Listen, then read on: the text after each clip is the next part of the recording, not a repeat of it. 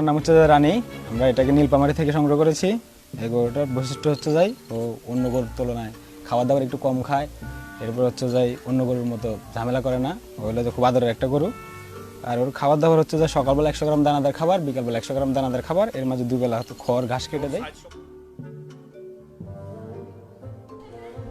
So after, when we just take it, it was only 26 kilo and 20 inch height and 26 inch long.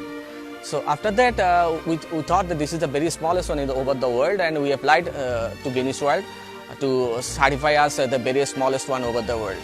So after that, just Guinness replied that after 90 days they will take care and officially they will certify whether it is the very smallest one or not. We are just waiting and we are confident that that would be the very smallest one over the world, and we will be recognized in our country. This is the very smallest one.